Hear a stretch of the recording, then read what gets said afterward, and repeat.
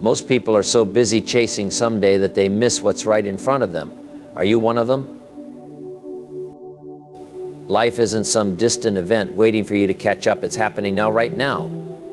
Yet so many of us spend our days trapped in regret over the past or worry about the future, letting the present slip away unnoticed. If you've ever felt like life is passing you by, stick around. We're going to dive into why the present moment holds the key to a life well lived and how you can stop wasting yours. 1. Why most people Mississippi the present moment. Let's start with something simple but profound. The present moment is the only place where life happens. Not yesterday, not tomorrow, right now. Yet for so many of us, this moment often goes unnoticed, drowned out by the noise of distractions, regrets, and worries. Why is that? Why is it so hard for people to stay in the present moment? The answer lies in how modern life is structured. Distraction has become our default state. Look around you, smartphones buzz every few minutes, social media keeps us scrolling endlessly, and work demands never seem to end. Even in moments of supposed rest, our minds are racing, thinking about what we need to do next or replaying what just happened. Think about your typical day. How often do you find yourself fully immersed in what you're doing? Maybe you're eating lunch while checking emails or watching a show while scrolling through your phone. Multitasking has become second nature, and as a result, the ability to truly focus on one thing at a time, let alone the present moment, has been lost. But distraction isn't just about technology or busy schedules, it's also internal. Have you ever been in a conversation but found your mind wandering, replaying an argument from earlier or worrying about tomorrow's meeting? This internal chatter pulls us away from the here and now, leaving us disconnected from the people and experiences around us. And here's the thing, it's not entirely your fault. The world we live in encourages this behavior. Society tells us to always be on the go, to hustle, to achieve. We're taught that success means constantly moving forward, never stopping to catch our breath. But here's the paradox: in our rush to achieve more, we often end up experiencing less. Another reason we miss the present moment is that we're conditioned to live for the future. We're always looking ahead, planning the next vacation, working toward the next promotion, or saving for retirement. While it's important to plan and set goals, there's a fine line between preparing for the future and living entirely for it. Imagine this scenario: you're driving on a long road trip, eager to reach your destination. But instead of enjoying the scenery along the way, you're fixated on the finish line. Hours later, you arrive only to realize you barely remember the journey. That's how most of us live our lives, so focused on where we're going that we forget to appreciate where we are. And let's not forget the past. Dwelling on past mistakes or missed opportunities is another way we lose the present. The mind loves to replay these moments, hoping to find a different outcome. But the past is unchangeable, no matter how much time you spend thinking about it. So what's the solution? How do we break free from this cycle and truly live in the moment? The first step is awareness. You can't change what you don't recognize. Start paying attention to where your mind goes throughout the day. When you notice it drifting, whether to the past, the future, or distractions, gently bring it back to the present. Simplify. Look at your daily life and ask yourself what's truly important. Often we fill our schedules with unnecessary tasks, leaving no room for stillness or reflection. By letting go of what doesn't matter, you create space to focus on what does. Practice gratitude. When you're grateful for what you have right now, you naturally become more present. Gratitude shifts your perspective, helping you see the value in small moments like a conversation with a friend, a quiet walk, or even a simple cup of coffee. The present moment is all you ever really have. Life doesn't wait for you to catch up. It's happening now, whether you're paying attention or not. So the question is, are you living it, or are you letting it slip away? 2. The illusion of someday. Here's a trap. We all fall into the idea of someday. You've heard it before, maybe you've even said it yourself. Someday I'll be happy, someday I'll take that trip, someday I'll have more time to enjoy life. The problem with someday is that it's a moving target. It always feels just out of reach. You tell yourself you'll get there eventually, but when you do, there's always another someday waiting. It's a never-ending cycle. Why do we do this? Why do we postpone our happiness and fulfillment to some distant, undefined future? One reason is that we've been conditioned to believe life is about achieving milestones. We think once I reach this goal, then I'll be happy. But here's the truth: happiness isn't something you achieve, it's something you create. Think about it. Have you ever set a big goal for yourself and worked tirelessly to achieve it? Maybe it was graduating from school, getting a promotion, or buying your first home. How did you feel once you reached it? Probably great for a little while, but then what? The excitement fades and you find yourself looking for the next goal to chase. This is the illusion of someday. It keeps you focused on what's next rather than what's now. It convinces you that happiness is always around the corner, never in the present moment.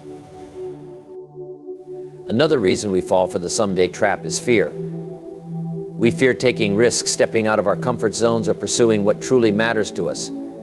It's easier to say, I'll do it later, than to face the discomfort of doing it now. But here's the harsh reality: later isn't guaranteed. None of us know how much time we have. Let's talk about goals for a moment. Goals are important. They give you direction and purpose. But they should never come at the expense of appreciating the journey. Life isn't just about reaching the finish line, it's about the steps you take along the way. Imagine you're climbing a mountain.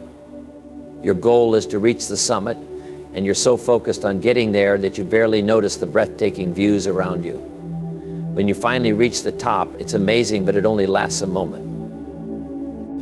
Then you start thinking about the next mountain to climb.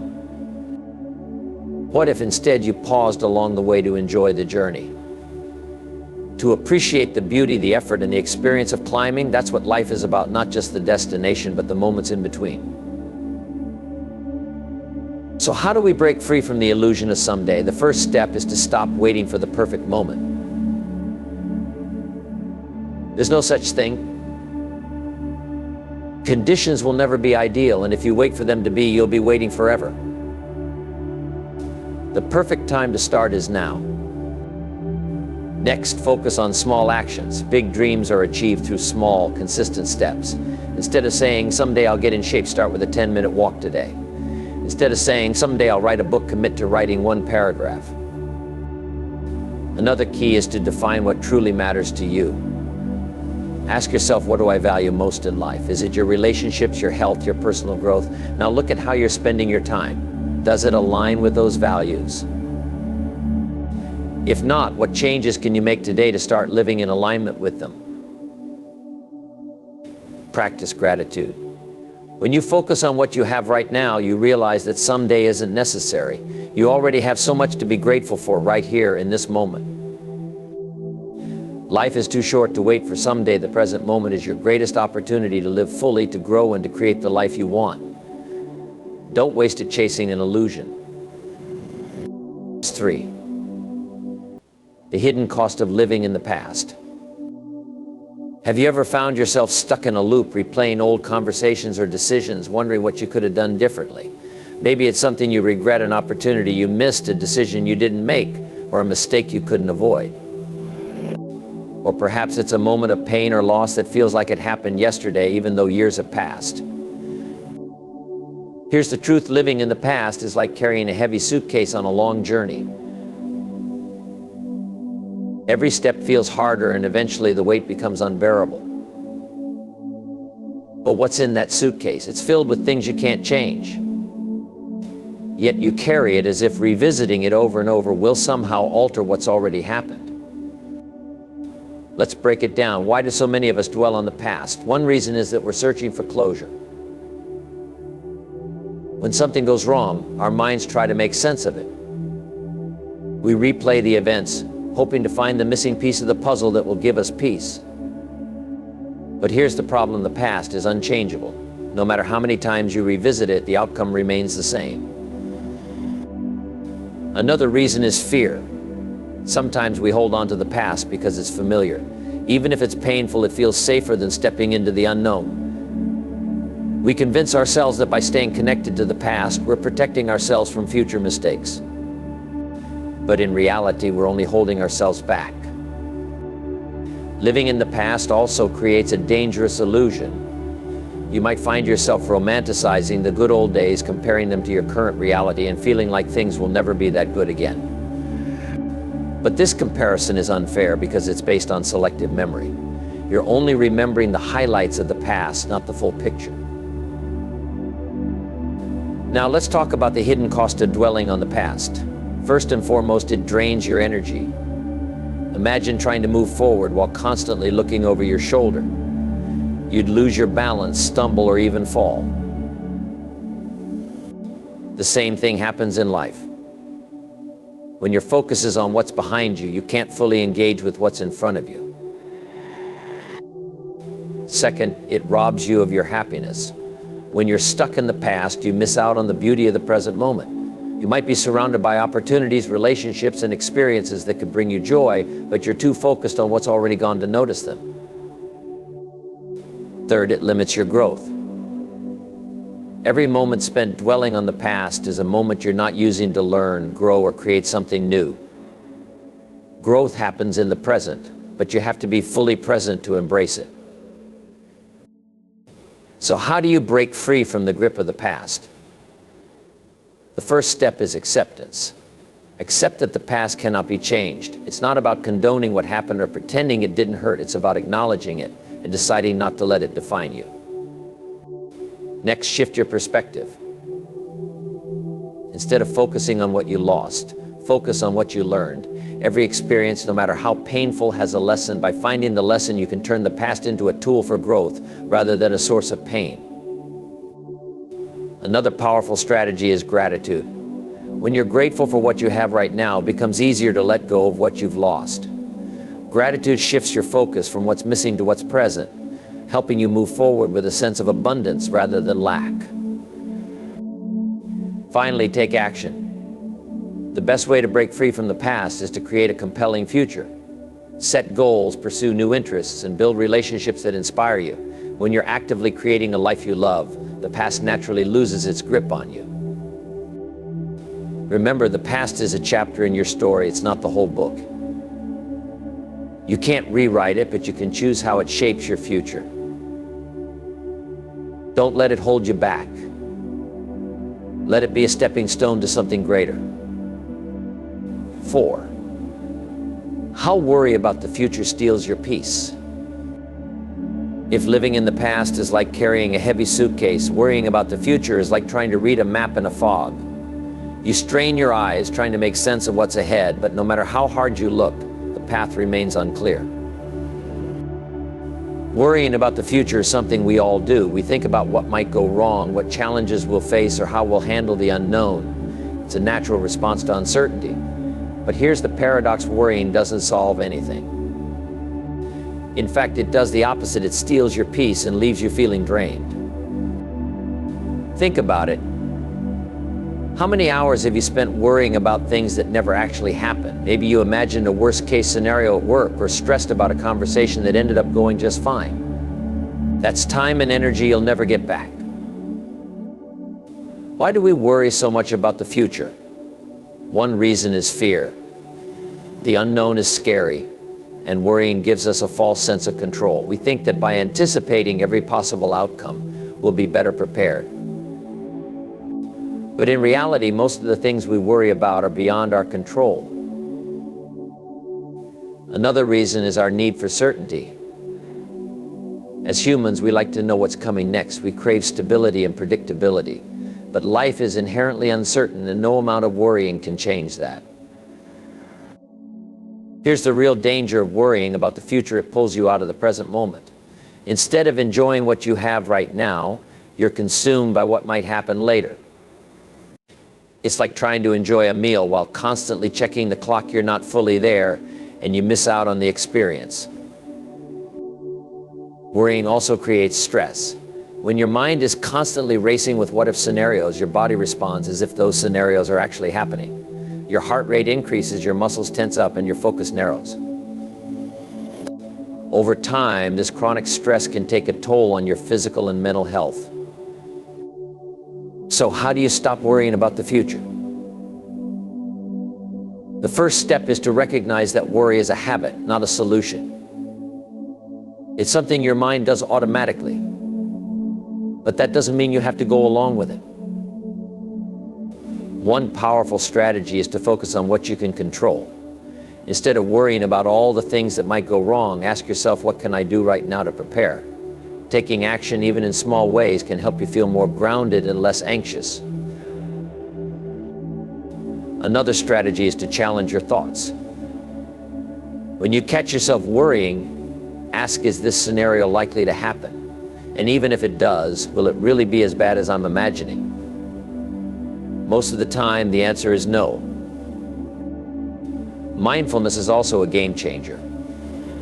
When you practice being fully present, you train your mind to let go of worries about the future. Start with small steps, like focusing on your breath or paying attention to your surroundings. The more you practice, the easier it becomes to stay in the moment. Remember that uncertainty is a part of life. No one can predict the future, and that's okay.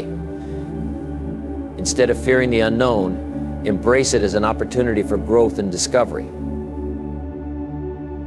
The future will come, whether you worry about it or not. By letting go of worry and focusing on the present, you free yourself to live fully with peace and clarity.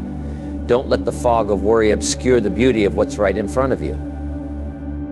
5. Why the present moment is all you have. Here's a question: when was the last time you truly lived in the present moment? Not thinking about what's next on your to-do list. Not replaying a conversation from yesterday, just being here now. The truth is, for most of us, the present moment slips through our fingers like grains of sand. And yet it's all we ever really have. The past, it's a memory. The future, it's a guess. But the present is real. It's tangible. It's the only place where life actually happens. When you fully grasp this concept, it changes everything. So why do we struggle to live in the now? It's because we've trained ourselves to live anywhere but here. Our minds are like time travelers, darting back to old regrets or leaping forward to future worries. We tell ourselves that happiness is waiting for us in some future moment once we hit that goal, get that promotion, or find that relationship. But life doesn't work that way. Happiness isn't found in a destination, it's found in the journey. Think about it. How many times have you set a goal, reached it, and then immediately set another one? You barely stop to celebrate because you're already focused on what's next. That's because we've been conditioned to believe that fulfillment lies just around the corner. But when you're always chasing the next thing, you miss out on the beauty of what's right in front of you. Living in the present moment isn't just about being mindful, it's about reclaiming your life. When you're fully present, you're more connected to yourself, your loved ones, and the world around you. You notice the little things: a smile, a kind word, the sound of birds in the morning. These moments might seem small, but they're the building blocks of a rich and meaningful life. Now, let's be clear, living in the present doesn't mean ignoring the future. It doesn't mean you stop planning or striving for better. But there's a difference between planning and worrying. Planning is about preparing for what's ahead. Worrying is about being consumed by it. The key is to plan for the future while staying grounded in the now. Here's an analogy. Imagine you're driving a car. The windshield represents the present moment. It's where your focus needs to be because it shows you the road ahead. The rearview mirror is your past, important to glance at occasionally, but dangerous if you stare at it for too long. And the GPS? That's your future. It's there to guide you, but it doesn't replace the importance of paying attention to where you are right now. One of the biggest barriers to living in the moment is distraction. We live in a world that's constantly vying for our attention: phones buzzing, emails piling up, social media beckoning. These distractions pull us away from the now and into a state of perpetual busyness. But here's the thing: you don't have to respond to every notification or say yes to every request. Learning to set boundaries with your time and attention is one of the most powerful ways to reclaim the present moment. Another barrier is fear. Being present requires vulnerability. It means facing your emotions head on instead of numbing them with distractions. But when you embrace this vulnerability, you discover a deeper sense of peace and authenticity. You realize that the present moment, no matter how imperfect, is enough. Here's a practical exercise. The next time you catch yourself worrying about the future or dwelling on the past, pause, take a deep breath. Ask yourself, what's happening right now? Focus on your senses. What do you see, hear, feel? This simple act of grounding yourself in the present can be incredibly powerful. Living in the present moment isn't just a mindset, it's a skill. And like any skill, it takes practice. Start small. Spend a few minutes each day focusing on your breath. Practice gratitude by writing down 3 things you're thankful for in the here and now. And most importantly, give yourself grace. You're not going to be perfect at this, and that's okay. The goal isn't perfection, it's progress. The present moment is a gift. That's why they call it the present. Don't waste it by living in a time that no longer exists or hasn't yet arrived. Life is happening now. Be here for it. 6. Practical ways to cultivate awareness. Now that you understand the importance of living in the moment, the question becomes, how do you do it? How do you cultivate awareness in a world that's constantly pulling you in different directions? Let's start with the basics. Awareness begins with attention. It's about noticing what's happening around you and within you. But here's the catch, our attention is limited. Every time you give your attention to something, you're saying no to something else. So the first step in cultivating awareness is to become intentional about where you direct your focus. One of the simplest ways to do this is through your breath. Breathing is something we do automatically, but when you bring your awareness to it, it becomes a powerful tool for grounding yourself. Try this, close your eyes and take a deep breath in through your nose. Hold it for a moment, then exhale slowly through your mouth. As you do, notice how it feels, the rise and fall of your chest, the sensation of air passing through your nostrils. This small act of mindfulness can bring you back to the present moment in an instant. Another powerful practice is mindfulness meditation. Now, don't let the word meditation intimidate you. It's not about sitting cross-legged on a mountaintop or clearing your mind of all thoughts. It's simply about observing your thoughts without judgment. Find a quiet spot, set a timer for 5 minutes, and focus on your breath. When your mind starts to wander, which it will, gently bring it back to your breath. This practice trains your mind to stay present, even in the midst of chaos. But awareness isn't just about sitting still. It's about engaging fully with whatever you're doing. Whether you're washing dishes, eating a meal, or having a conversation, practice being fully present. Notice the details, the temperature of the water, the taste of the food, the tone of the other person's voice. When you're fully engaged, even the most mundane tasks become meaningful. Now let's talk about technology. Our devices are one of the biggest barriers to awareness. How many times have you picked up your phone to check one thing and ended up scrolling for an hour? To cultivate awareness, you need to set boundaries with your technology. Start by designating tech-free zones or times. For example, commit to keeping your phone out of the bedroom or turning it off during meals. These small changes can make a big difference in your ability to stay present. Journaling is another practical tool for cultivating awareness. Take a few minutes each day to write about your thoughts, feelings, and experiences. This practice helps you process what's happening in your life and gain clarity about what matters most. Plus, it's a great way to track your progress as you work on being more present. Gratitude is also a game changer. When you focus on what you're thankful for, you naturally become more aware of the good things in your life. Try this at the end of each day. Write down 3 things you're grateful for. They don't have to be big. Sometimes it's the little things, like a kind word from a friend or a beautiful sunset, that bring the most joy. Finally, give yourself permission to slow down. In our fast-paced world, it's easy to feel like you have to be doing something all the time. But awareness thrives in stillness. Take time each day to pause, breathe, and simply be. Cultivating awareness isn't about perfection, it's about progress. Every moment you spend being present is a step in the right direction. So start small, stay consistent, And remember, awareness is a journey, not a destination. 7, how gratitude anchors you to now. Let's talk about gratitude, an underrated tool for transforming your life. Many people think gratitude is about saying thank you or being polite, but it's so much deeper than that.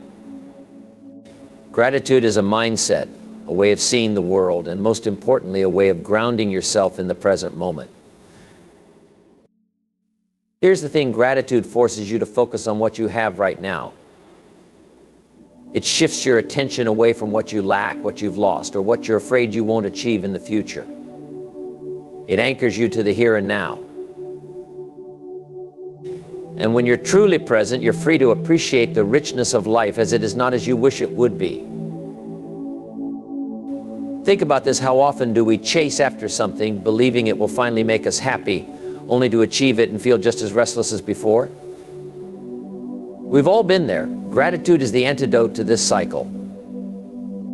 It reminds us that we don't need to wait for some future event to feel fulfilled. The good stuff is already here, we just have to notice it.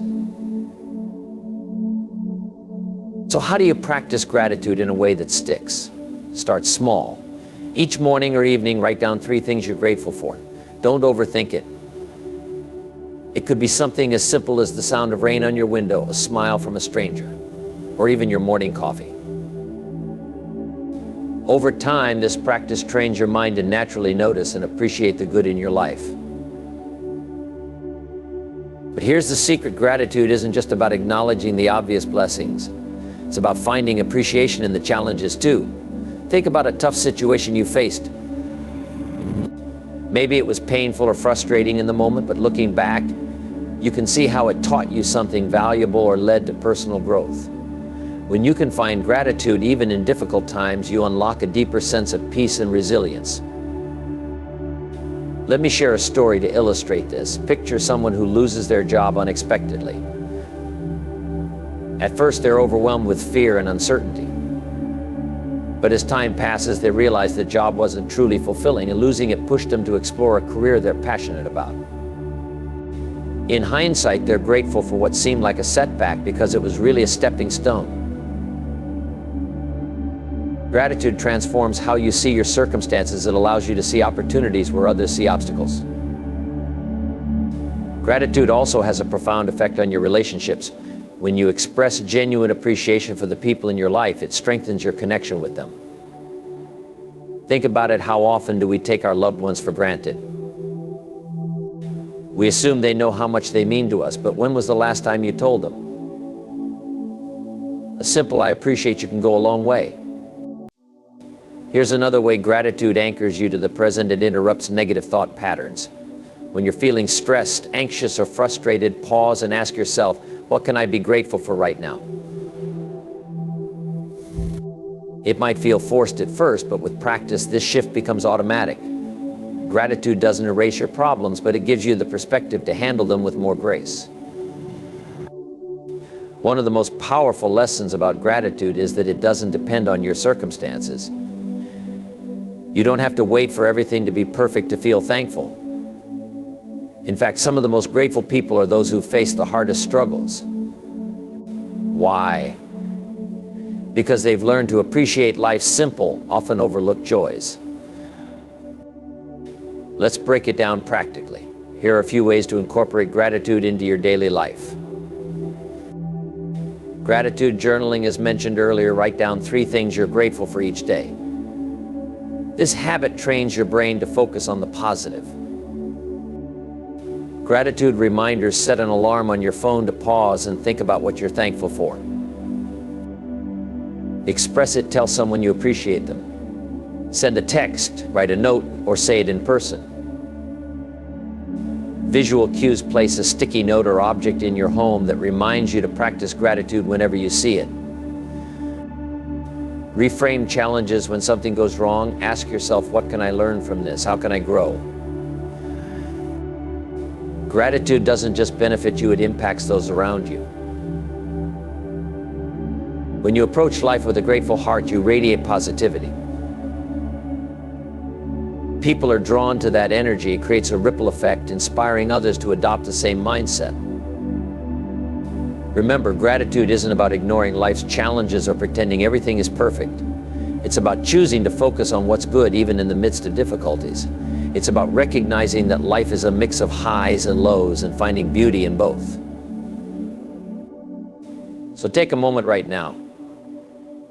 Close your eyes and think of 3 things you're grateful for. Feel that sense of appreciation in your heart. This is the power of gratitude. It brings you back to the present, to the only moment you truly have. 8. Learning to let go of control. Why is it so hard to live in the moment? For many of us, the answer lies in one word: control. We want to plan every detail, predict every outcome, and ensure everything goes exactly as we imagine. But here's the uncomfortable truth: life doesn't work that way. Letting go of control doesn't mean giving up. It means accepting that there are things you can influence and things you can't. It means focusing your energy on what's within your power and releasing the rest. Think of a farmer planting seeds. He can prepare the soil, plant at the right time, and water regularly, but he can't control the weather. He can't stop a storm or predict a drought. What he can do is his best, and then trust the process. Life works the same way. But why is it so hard to let go? Because we fear the unknown. We think, if I don't control this, everything will fall apart. Yet the more we cling to control, the more stress we create. It's like trying to hold water in your hands. The tighter your grip, the more it slips away. Here's the good news: letting go of control doesn't mean you stop caring. It means you stop worrying about the things you can't change. It's about finding peace in the chaos, knowing you've done your part. One way to let go is to focus on the present. Ask yourself, what can I do right now? Maybe it's making a phone call, taking a deep breath, or simply stepping back to gain perspective. When you focus on the now, you take back your power. Another key is trust. Trust that life has a way of working itself out, even when things don't go according to plan. Trust that setbacks can become opportunities and closed doors can lead to new paths.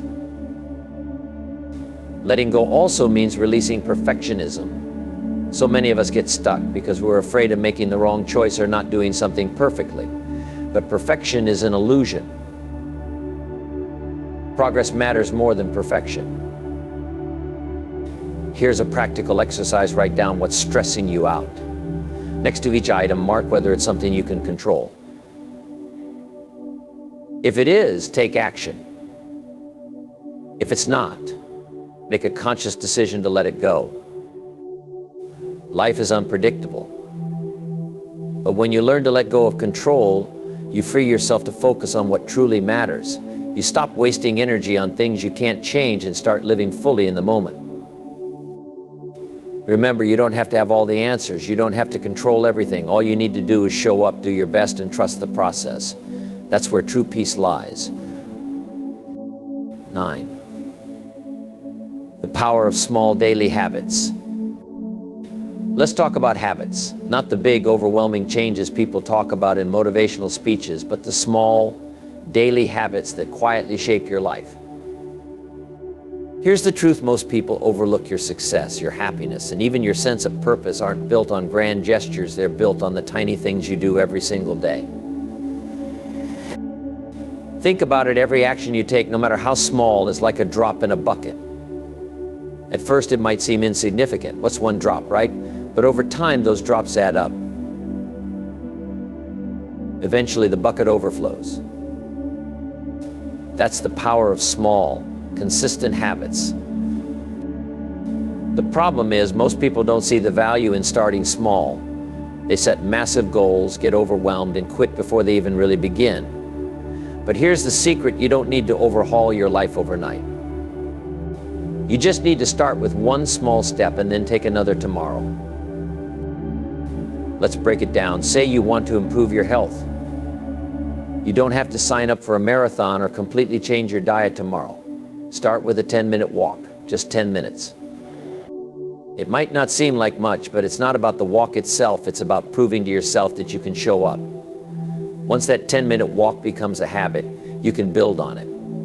Maybe you add 5 more minutes or include a short stretch afterward. The same principle applies to any area of your life. Want to learn a new skill? Spend 15 minutes a day practicing. That might not sound like a lot, but over a year, that's over 90 hours of focused practice. Want to strengthen your relationships? Send one thoughtful text to a loved one each day. It's simple, but it makes a difference. The key is consistency. Small actions repeated consistently compound over time. It's like planting seeds. At first, it might seem like nothing is happening. You water the soil, you wait, and you wonder if you're wasting your time. But if you keep at it, one day you'll see a sprout. Then it grows little by little, until one day you're standing under the shade of a tree you planted years ago. But here's the catch: consistency isn't glamorous. It's not flashy or exciting. It's often boring and repetitive. That's why so many people struggle with it. But the people who succeed in life are the ones who stick with it anyway. Here's a tip: focus on systems, not goals. Goals are great for giving you direction, but it's your daily habits, your system, that will determine whether you reach them. For example, if your goal is to write a book, your system might be writing 500 words every morning. If your goal is to get fit, your system might be working out for 30 minutes a day. The goal gives you something to aim for, but the system is what gets you there. Another important aspect of building habits is making them as easy as possible. The more effort it takes to start a habit, the less likely you are to stick with it. So remove as many barriers as you can. If you want to exercise in the morning, lay out your workout clothes the night before. If you want to read more, keep a book on your bedside table. And don't underestimate the power of tracking your progress. There's something incredibly motivating about seeing your streak grow, whether it's marking an X on a calendar or using a habit tracking app. It's a visual reminder that you're showing up for yourself day after day. But what happens when you mess up? Because let's be honest, you will. You'll miss a day, or you'll slip back into an old habit. And that's okay. The key is to not let one missed day turn into two. Instead of beating yourself up, get back on track as quickly as possible. Remember, progress isn't about being perfect, it's about being persistent. Let me share a story. Picture someone who wants to get in shape. At first, they're motivated. They buy all the gear, sign up for a gym membership, and start working out every day. But after a week or two, the motivation fades. They skip one workout, then another, and soon they're back to where they started. Now imagine a different person. They start small, just 10 minutes of exercise a day. It's not impressive, but they stick with it. Over time, that 10 minutes becomes 15, then 20. A year later, they're in the best shape of their life. The difference? Consistency. Small daily habits are powerful because they keep you anchored in the present moment. They remind you that it's not about where you'll be in a year or what you regret about the past. It's about what you're doing right now. So ask yourself, what's one small habit you can start today? Not tomorrow, not next week, today. Because the present moment is all you have, and it's in this moment that your future is being built. 10. Living a life that reflects what truly matters. At the end of the day, what really matters to you. Have you ever stopped to think about that? Not what society says you should value, not what other people expect from you, but what truly matters to you. Here's a hard truth: many people spend their entire lives chasing things they don't actually care about. They climb ladders only to realize they're leaning against the wrong wall. They sacrifice their time, energy, and happiness for things that, in the grand scheme of life, don't really matter. The question is, are you living a life that reflects what's truly important to you? Start by identifying your core values. These are the principles that guide your life, the things you believe in deeply. Maybe it's family, personal growth, health, or making a difference in the world. Whatever they are, take the time to define them. Now, take a look at your daily life.